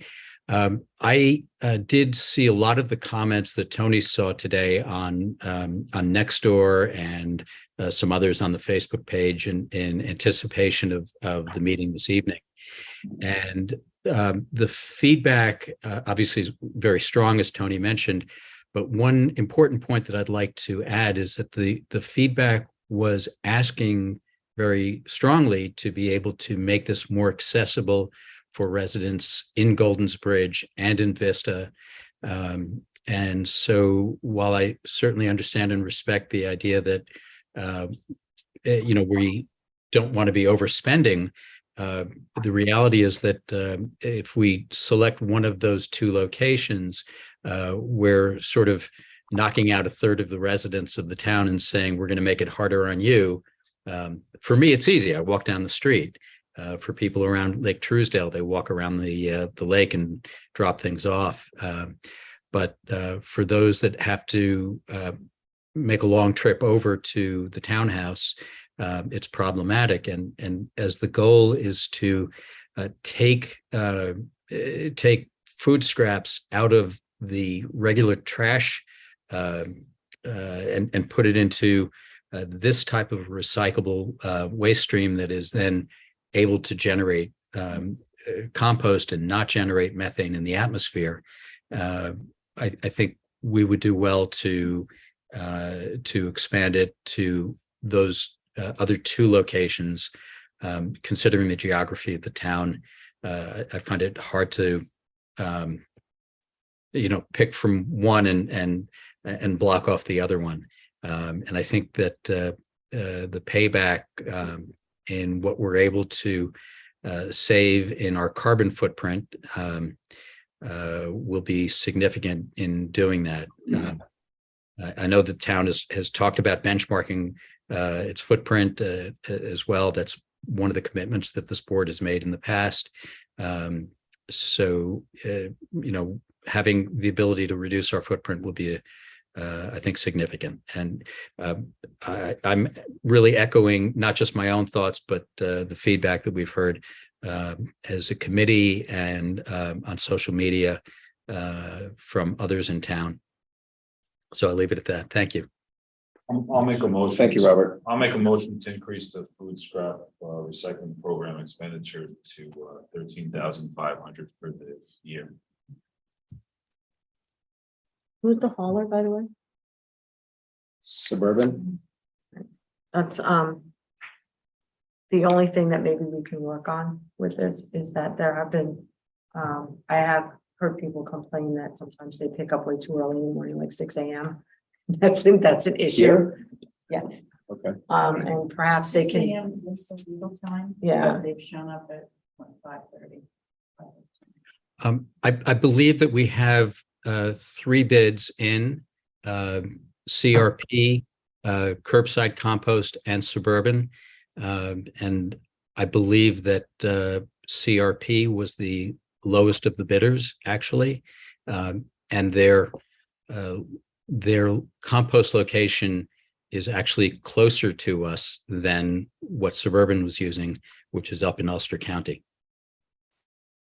Rich, you're, I'm sure we could work on the time frame. It seems like a minor tweak Yeah, in the that's- grand scheme of things. Yeah, I appreciate being a resident of Vista, having the True Farm, and I also know that I've heard from my friends in Golden's Bridge wanting a site nearer them as well. I would opt for charging $32 a kit, the option number 2. yes, as I was well. just gonna ask Rich if you want to clarify. I would clarify that. Well, I'm fine. It's all broken down. That's the total. It's 13. Yeah. Is the total. So that's my Yeah. motion for the total expenditure. I Right. recommend that we charge $32 a kit and that we have a composting party and not charge. Not charged, So- right? I so mean, I say there's- as amended. As amended. Sure, Robert. Okay, my motion. Well, for- you're part of the sustainability committee as well, so go right ahead. So my motion for up to a 13,500 expenditure. is amended. Second. Yeah, my name is Robert Whitaker, from Golden's Bridge. And before I get into what I was going to say, yes, I used to volunteer at the community center. I started the composting thing there, used the Bedford composting area. But I also did that for myself, living in Golden's Bridge, because there was no place around here to do that and I could do it. But I know that besides me, if we had a composting area in Golden's Bridge, you would have a whole ton of people from Indian Hill, from all of the areas around there that would go and use that don't go anywhere now. Because the town park is still, the townhouse here is still a little far for them. Bedford is still a little bit of a hike. They don't really know that something in Golden's Bridge would really work, but that also goes for Vista too. Well, we have a motion in the second. I think, before us. Over 40 years ago, Exxon scientists admitted that if we didn't have a major reduction in greenhouse gas emissions, future generations would experience, quote, potentially catastrophic climate change, but that it would, again, quote, probably not be as significant as a nuclear holocaust. We are about a decade away from crossing natural tipping points that will make catastrophic climate change inevitable, according to NASA and NOAA and almost every climate scientist. Robert, can we just go through the Please go ahead. Yeah, if you don't mind. Yeah. Okay, so the only thing I was going to say is for the cost, you have 6,000, according to the town website, 6,000 taxpayer parcels. We're talking about maybe a couple of dollars per taxpayer parcel for the increase that we're talking about here. And for the amount of I will say one more thing, if I just could. Last summer, I stood in front of the Greenway Market one Saturday afternoon, selling composting containers in a little over those things. In a little over an hour, I had over a dozen people telling me how important they felt composting was and how glad they were that the town was finally getting involved. One woman said that her daughter would, and I quote, hug me to death when she returned home with a container. And the father laughed and said that for a day at least, he'd be a hero to his middle school son. Katona High School students are right now working to get Meatless Monday into the school program. We don't just represent the adults in this community, we represent the children, the kids, the future generations are going to have to be dealing with the harm that we're throwing into the atmosphere. And all of them are looking at us to support them and help their future. That's. Thank you, Robert. So, We have a motion and we have a second. Can I ask a question? Sure. Since our office is selling these kits, mhm. we do have about 8 left. The current ones, do they go out for 25 or now do we increase to 32? I would say I have to 30. change it in our system. Yeah. I think it's a bargain. The next 8 people who come to the townhouse and at the going rate of 25. Finish the 8 at 25 and then we'll mark it up. Put up the velvet ropes outside. The All only, right, so- the only other suggestion that I have is that we consider the locations at the parks with Nicole, obviously. Yeah. And if there are alternative locations, only because we're here, we're not dealing with, kids playing and coming and going. Right. Kids are curious creatures and, they get into stuff. So- That's fine, I'll modify. That's all. Expenditure up to 13,500, $32 for the sale aside from the 7 that And are left. cleans them. Huh? Who cleans them? Because I've gotten complaints in my office. Yeah. About the cleanliness. Several complaints about cleanliness. Yeah, we had during the winter, we had Not bad. increasing temperatures. Yeah. Let me just, the third prong is just with input from Parks and Recreation to make sure that they're Yeah. appropriately placed in both Ontario and Fox Valley. That's my. Right. input. That was my concern. We placed it, not that overrides the fact that our community wants them.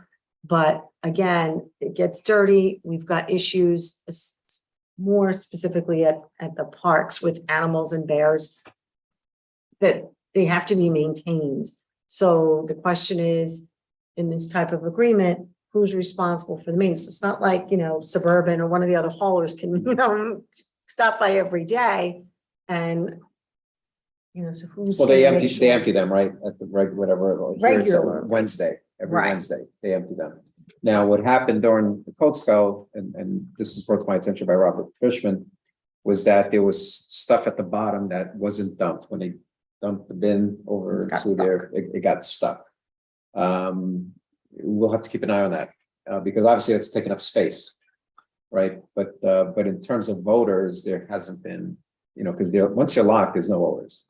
Once the lids are down, there's no voter. We'll work on a So they plan. overflow. I Yeah, mean, these are yeah. maintenance Yeah. issues. They're not anything that should get in the way of Yeah, whether or so not the bins are so placed. We're actually looking at options for how to clean them. Yeah. So I have an amended motion with input from my fellow board people. I don't think you need to know the rich, but go ahead. We need to. Or yeah, I think Oh, the we- amendment, I thought you were gonna amend it again. No, I just incorporated what Yeah. Mary said and what Andrew said. Both are good input. So we have Okay. that motion that's been amended twice on the table. Up to 13,500, $32, except the $25 ones and input from Parks and Rec to make sure that there's appropriate location in Ontario and for Fox Valley. And free composting? Yeah, $32 a bucket and free compost. Yes. Okay. I think that pretty much covers. We have a discussion. second discussion, all in favor? Aye. Aye. Okay. Well done. Thank you, Chris, for presenting. Thanks, Bob.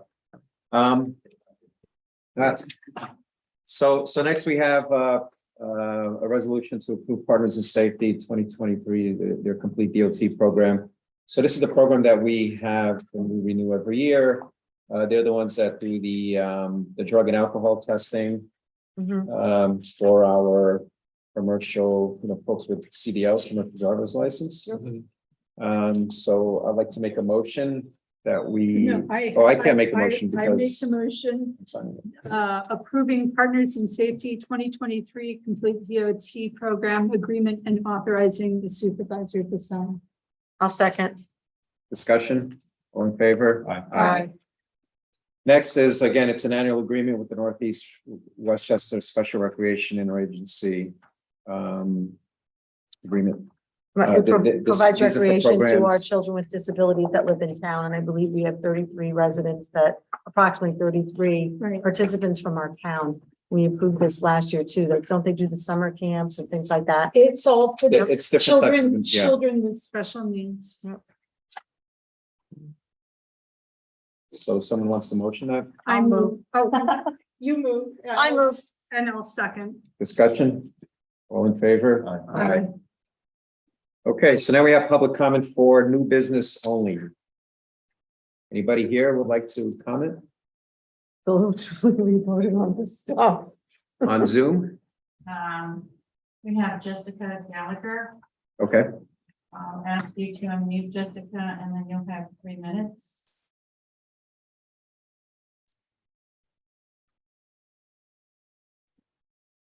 Jessica? Yep. Hi, I'm Jessica Gallagher. I'm part of the Sustainability Committee. I actually had my hand up from composting. And I know that there was somebody else that I saw on Zoom that also had their hand up. I did a lot of the background research on the program. And I had worked closely with our neighboring towns, such as Bedford and Pound Ridge, to get the program up and running. And the whole bear issue was something that had been discussed for quite some time.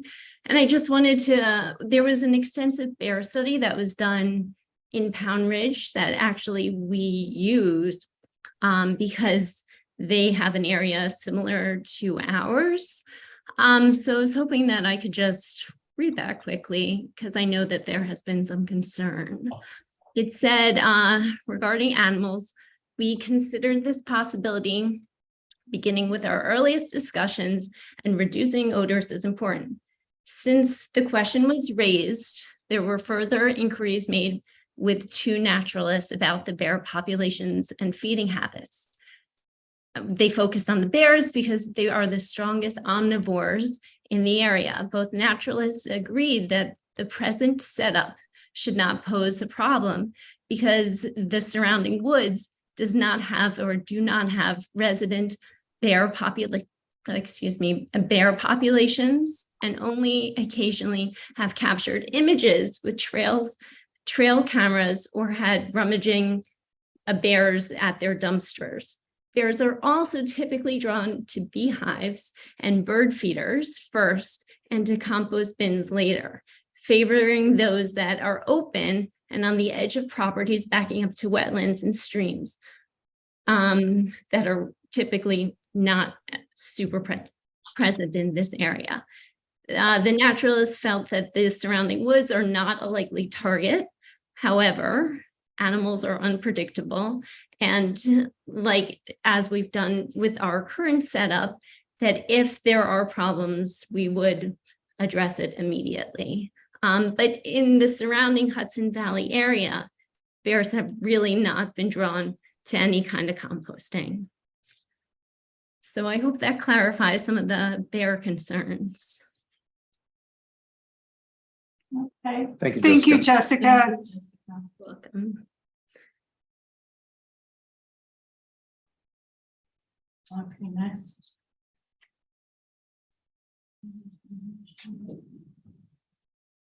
Carol Cernak. Carol, you have 3 minutes. Yep, it's Carol Cernak, Farvey Farm, South Salem, New York. I think that the composting operation is an excellent idea. I think increasing it to a bin geographically on, the far ends of the town is a good idea. But my only concern is that if you're increasing it by 2, that the give back compost should also increase from 12 yards to, to meet the same increase in the drop off amounts. And the other thing, I think the free compost location should be at the dump site locations. That's my only comment. Thank you. Thank you. Thanks, Carol. Thank you, Carol. Thank you, Carol.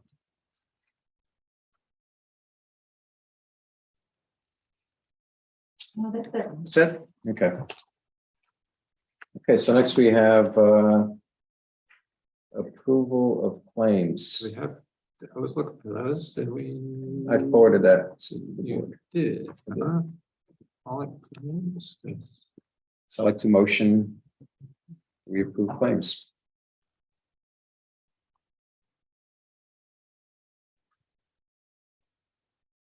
If you haven't looked at it, Well, that was the email blurb on that. So you- Yeah. Email blurb? No, you had some of the. No, that- I had highlights. The bullet yeah. points, okay. So moved. No, I think Dan moved. Oh, sorry. No, I was looking for them. Tony moved. Oh, Second. Dan. Okay, sorry. Let's just be Discussion? quiet. All in favor? Aye. Okay, polling of the board. I'll start with Mary. The Taste of the Town raffle tickets are still available for the Lewisboro Libraries raffle.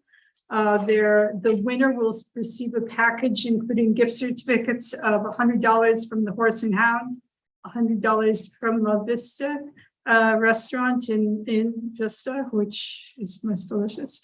Restaurant 123, that's a $50 gift certificate. The Blazer Pub, $50. And Baccio lunch for two. The winner of the raffle will be announced at the annual meeting of the Lewisboro Library on February 4th, but tickets are available now. So you can go online at the website and buy those tickets. Again, the annual meeting for the Lewisboro Library is February 5th at 3 p.m. at the library. It's Lewisboro Home Movies Program, and it will be given by Maureen Cole. So please join us. It's going to be a lot of fun. The deadline for buying bricks to support the new town park playground improvement plan the deadline is January 31st. So you can help support the playground by buying a brick at that'smybrick.com/Lewisboro play. Once again, that's that'smybrick.com/Lewisboro play. And on February 26th, there will be a wine and cheese social for new residents. And registration for summer camps is February 4th. For those of you with young people at home, that's February 4th. And I want to wish everyone a happy new year. The Lunar New Year started on Sunday, and may you have an auspicious year as well as a healthy one. Thank you, Mary. Andrew. Good evening, everyone. I just want to let you know that we had a steering committee community meeting this past Saturday morning. There are 2 virtual meetings scheduled. One is Monday, February, let's see if I can read it, 6th at 7:20 via Zoom, and Thursday, February 9th via Zoom. Please be advised you must register in advance for the virtual meetings. It's very important that each and every one of you consider joining in on the meeting and filling out the paperwork and contributing your ideas as to where you see Lewisboro moving in the future. If you have any questions or you would like to look and see the progress of the steering committee, you can check the tab on the Town of Lewisboro website. Choose the drop-down menu. You'll see the steering committee is under our committees. And if you go directly to their page, there's a lot of information there for you to consider. And also is information as to where you can direct your questions. If anybody has a question they can't find what they're looking for on the website, feel free to email me at arendo@lewisborogov.com. And just to be clear, that's the comprehensive plan steering committee, right? So folks are aware. Rich. Thanks, Tony. Just a couple of Yeah, very grants. quick items. Well, One, thank you to our first responders who are here this evening and across our town, help to keep us safe. We thank you for your dedication and commitment to our community.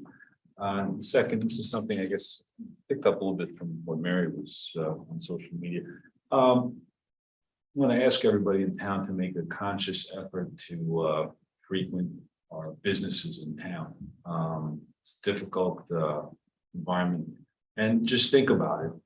When you're thinking about services or goods or things when you're going out, see if there's a place in Lewisboro you can frequent, because we want to have options in town, but in order to have options in town, we have to frequent them and make sure that they're healthy businesses. So from Golden's Bridge to Cross River to Vista, think about when you head out, you need something, see if there's a place local that you can get it, and do everything you can to support our local businesses. Thank you. I second that emotion. I really think it's important that we support our local business owners, because without our business owners, we'd be nowhere. anything else, Rich? Okay, Dan? Sure you're gonna mention too, but the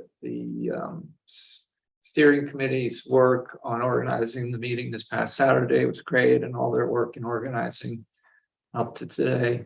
The meeting went great. I don't know what the count was for the number of people who came by, but it was quite well attended. I think over 120. Is that what they're at, like 120?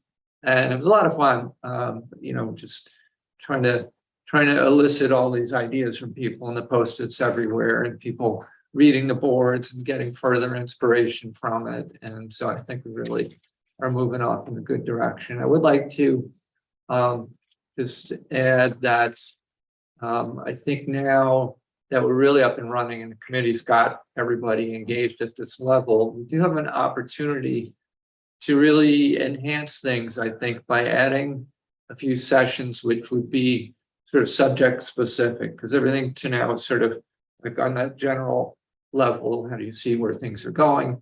But if we're going to have people come to, say, Hamlet meetings and think about, proposals about housing and things like that, it'd be nice to have some informational sessions where maybe our planner took 50 minutes and laid out for people what's going on in the housing area in the county, cutting edge stuff, what people did that worked, what didn't work, just to give people kind of a tool set to be able to work with as they go into these meetings. So I mean, that's just one example of an area. So if nobody objects, 'cause there's no commitment to it, but I'd like to go to Valerie and ask her, hey, suppose you put together sessions for X, Y, and Z like that, sort of pretty much one-way sessions, not big interactive things, but opportunities for people to get into areas that they're interested in and kind of prepare themselves for those meetings. If you don't mind, I'm going to ask her for what they would charge for those add-on sessions and bring it back to you folks and for your consideration. I know I reached out to Katie because I had spoken to a few local business owners that were really hoping that they would have a subcommittee or group for local business owners to have input into the master plan. And she graciously agreed that if I had new people who wish to volunteer to, head up that little subcommittee, to put them in contact with her. So I'm sure that these other subgroups, or in your case, informational sessions. Yeah. So that could be either, I mean, there might even be a session where, okay, how people approach, in different communities, trying to enhance the local commerce and giving, maybe there's a session like that. Maybe there's something we can do without the consultant as well. Yes. As far as that's us. possible. And in some cases, she'd said, maybe it's not me, I'll recommend, I'd recommend somebody to you or a way to do it. So anyway, just to know that that's a live topic, we'll generate some possibilities there and come back to you for that. Okay, great. Thanks, Dan. So yeah, I was at that comprehensive plan workshop on Saturday. It was well attended. It was great to see a lot of people come out, a lot of familiar faces. So good first step in gathering public input, and looking forward to the next sessions. This is just a memo from our controller's office regarding the mortgage tax. Lisa's gone. But we were $159,000 over budget, meaning that we received $159,000 more than we had budgeted in taxes. Phew, I thought you were saying something else there, Tony. Over budget. I thought we were over budget. We were over budget. It was 800,000 was in the budget, and we received 959,000. Very nice. So That's because we get a twice annual payment. correct. Right? So Yeah, we received a payment of 423,000 mid-December and a $536,000 dollar payment in mid-June. So that's that. The other thing is we applied for another grant. This is a Bridge New York program application that we submitted. I just have a copy of it here. This is the first 20 pages. It ended up being a 100-page grant application with all these supporting work. And so I just want to give thanks to the folks that were involved in this, including Joe Ciamelli of Colored Sessions from an engineering perspective. And this is a grant for replacement of the Oskalita Road culvert, which highway originally had in their budget. We took it out of the budget because we knew that this grant was going to be available to us. Hopefully we'll get it, but it turns out after all was said and done, it's a $1.4 million grant that we applied for. So I want to thank Joe Ciamelli for helping with the engineering side.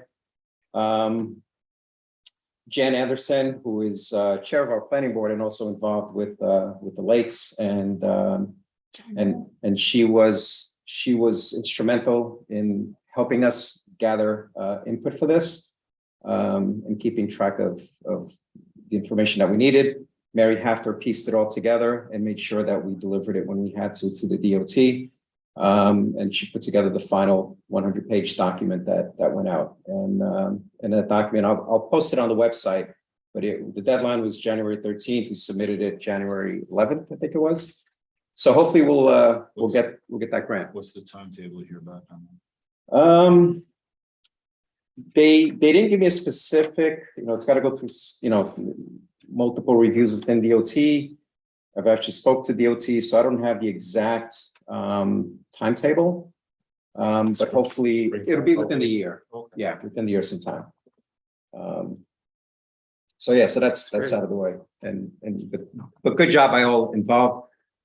I didn't do much with this except coordinate the weekly meetings that we had.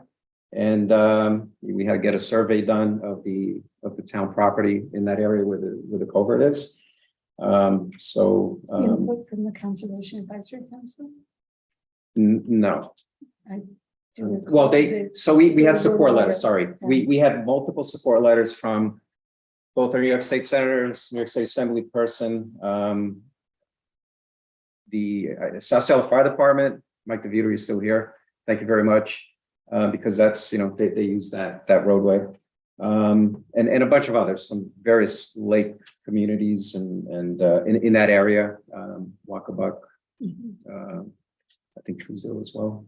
I forget, but there was a lot of support letters that came into us in support of this. And the important thing is that DOT, I spoke to our Region 8 person that's responsible for our DOT region. So he's aware of it. Not that he can do anything about it, but he's going to keep an eye on it and keep us posted on how things progress. So the other thing I just wanted to bring up is, I wanted to address the public commenting, especially after some of the comments that have heard lately. We've had some unwarranted comments and false statements made at the public comment period, and some directed at town employees. And these comments are hurtful and upsetting, not only to the employee, but also to their coworkers and families. This type of behavior has nothing to do with our local government and solves nothing. I have had several employees express to me their concerns about the comments. And as one employee put to me, this is social bullying and is inappropriate and disrespectful. I was even shared an excerpt from our employee handbook where it says that in Lewisboro, we believe in the dignity of every individual and recognize the rights of all people to equal opportunity and to a workplace free from all forms of harassment. So me as supervisor, I'm going to do all I can to eliminate harassment in any form directed at any town employee. And a reminder to anyone commenting at public comments to think before you speak. There's this think before you speak mnemonic, which I'll hold up right here. Someone reminded me of this, and basically T means, is it true? H is it helpful? I, is it inspiring? N, is it necessary? K, is it kind? So I like for folks to keep this in mind before they speak. I recall when my boys were little and reminding them of this, but it's unfortunate that, you know, we have to remind adults to do this as well. Zoom and live streaming have been useful tools, especially during COVID. We have seen a decline in the number of folks that are engaging over Zoom, public comment. But unfortunately, Zoom has become an extension of what we see on certain social media groups. So going forward, we will continue streaming our meetings, but but public comment will need to be done in person in this room. So just remember to think before you speak. Public comment. So thank you very much. Public comment, what was that? Public comment Will need to be done in this room per our current I thought we meeting took a rules. vote on this last time. Yeah. No, there's no vote. None? No, Pretty sure we voted to No. continue it. no vote. So that's something that you're putting forward. Correct. Which that's not the first time hearing of that. Yeah. Okay, well, I wish I would have known about that. Yes, because there was some communication of that. Okay. You know, So, I think, So thank you all well, for- I want to say Yeah. something that, since you just brought it up. well, polling, we Well, you polled just the brought- you board. just It's- brought- It's not a discussion, Rich. Well, you just brought something up, which you brought it, you raised it. Okay, so we can talk about it offline. Well, This is no, I'd like polling to- of the board. This is not discussion period. Well, I'd like to Tony, you just raise sprung this something. on us all as a surprise. Usually these are things that we discuss as a group and It's something come that- up with a policy, but you're Yeah. saying you've made the decision, that's the end of it, and we have no say. Correct. I made a All right, decision. I then. consulted with counsel. It's, there's no requirement for us to even support interaction or public comment over Zoom. Well, okay. No, well, it's, Then I'd like to be heard briefly. All right, okay, I think that this is the first time hearing of it. We did have some exchange about that.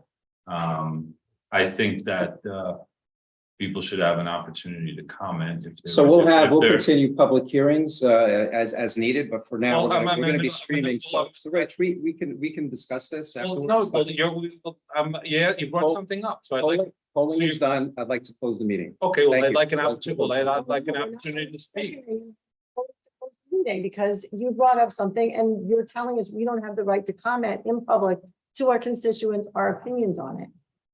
And this also brings up the fact that we had discussed passing the local law with regard to when town board members can't appear in person. We had to pass the local law that under exigent circumstances, a town board member can appear virtually if they're sick or there's other exigent circumstances. Right. We have to pass a local law and also We haven't done that, but. no, okay. we So discussed it and then, Yeah. but also, there was also allowing a town board member or a member of a public body to attend a meeting virtually if they're in an alternative location by noticing that they are at that location, if it's not exigent circumstances. But it's my understanding that that's another local law that would have to be passed with the understanding that when someone appears in that nature, and their location has to be notified, then public comment has to be also open. But those are two different local laws. I mean, you're talking about creating some new local laws that we don't have today. Well, my point is So- very simple and straightforward. I've heard from quite a number of people, and having the streaming gives people an opportunity to participate. We're and- not doing away with streaming. Well, streaming will still be please, there. please, it's the second time you interrupt me. I just Okay. like to finish my I just wanna point, make which will it take clear. about 15 seconds. Okay. We've made it so that there's an opportunity for people to participate, and the participation includes an opportunity to publicly comment on something that they want. I disagree with the policy. I think it has a chilling effect on people's exercise of their First Amendment rights when it comes to, political speech. There's plenty of things I disagree with, but people have an opportunity to say what they want to say. Our current town code is relevant to meetings in this room. Virtual meetings are not covered. but we will continue the streaming. That's not an issue. We're not the first sport to do that. So. Yeah, I have to That's, say there's also an issue around accessibility, some, the Zoom. Look, I've also been on the receiving end of plenty of stuff I'd rather not have been, but folks, maybe it's not easy for them to get out of the house and come here. It's an opportunity for them to participate. And it's not easy for any of us sometimes, and it's clumsy to work remotely, but I'm kind of not excited about losing that facility either. well, the streaming will still be there, and people know how to reach us if they need to. So they can still be at home. We've seen a decline in the number of folks that are commenting publicly. And so that capability doesn't go away. The capability for folks to comment and reach us is still there. It's within our discretion, and I think that it's good to keep it going, but obviously you do not. So next we have announcement. The next town board meeting is Monday, February 13th, 2023 at 7:30 p.m. here at the Townhouse, 11 Main Street. I'd like to motion that we go into executive session for personnel issues. Second. Discussion? All in favor? Aye. Okay. Thank you, everyone. Everyone was here and everyone on Zoom. Have a good night.